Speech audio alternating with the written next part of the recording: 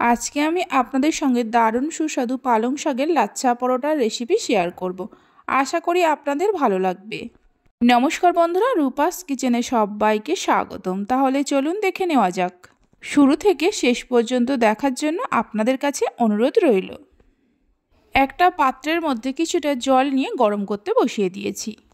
2 মুঠো পালং শাকের পাতাকে ধুয়ে নিয়ে জলের মধ্যে দিয়ে মিনিট 2 সময় ধরে ভাপিয়ে নেব। এর থেকে বেশি সময় ধরে ভাপানোর প্রয়োজন নেই।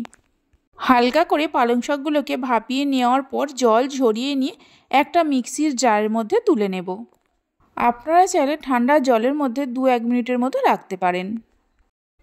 এর মধ্যে দিয়ে দেব 1 মুঠোর মতো ধনেপাতা আর একটা কাঁচা লঙ্কা। ঢাকা দিয়ে মিক্সিতে ভালো করে পেস্ট করে নিতে হবে।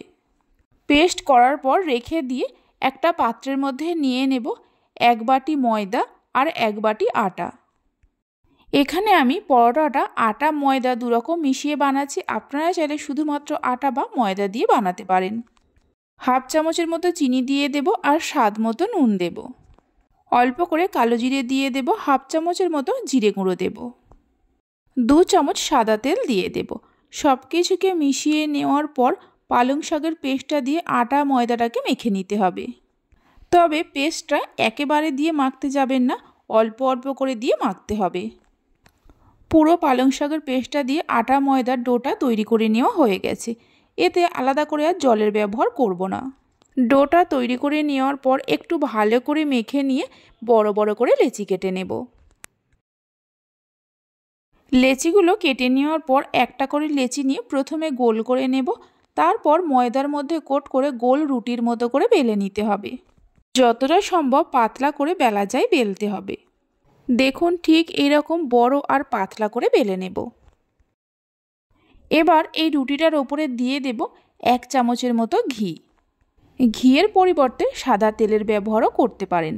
ঘিটা দেওয়ার পর রুটিটার ওপরে ভালো করে লাগিয়ে নিয়ে কিছুটা ময়দা দিয়ে দেব। ময়দাটাও ভালো করে লাগিয়ে নিতে হবে। ঘি আর ময়দা রুটির ওপরে লাগিয়ে নেওয়ার পর একটা ছুরি দিয়ে সরু সরু করে কেটে নেব।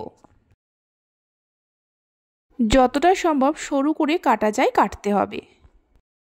সরু সরু করে কেটে নেওয়ার পর এক জায়গায় করে নিতে হবে। তারপর একটা সাইড থেকে ধরে গোল করে নেব। যত সরু সরু করে কাটা হবে লাচ্ছা পরোটার লেয়ার ততই বেশি হবে। গোল করে মুড়ে নেওয়ার পর হাত দিয়ে এইভাবে করে একটু চেপে দিতে হবে। তারপর আবারও একটু বেলে নেব।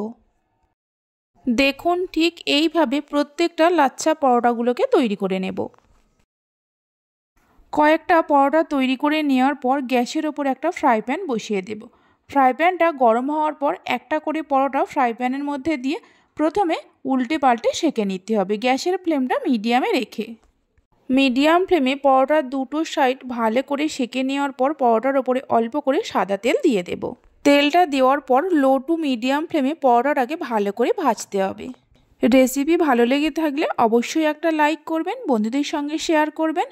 ভালো লাগলে চ্যানেলটি সাবস্ক্রাইব করে পাশে থাকা বেল আইকনটি প্রেস করবেন নতুন রেসিপির আপডেট পাওয়ার জন্য। পরোটা দুটো সাইড ভালো করে ভেজে নেওয়া হয়ে গেছে, তুলে নিয়ে রেখে দেব। বাকি পরোটাগুলোকে এইভাবে ভেজে নিতে হবে। সবগুলো পরোটাকে ভেজে নেওয়ার পর আপনাদের দেখাচ্ছি।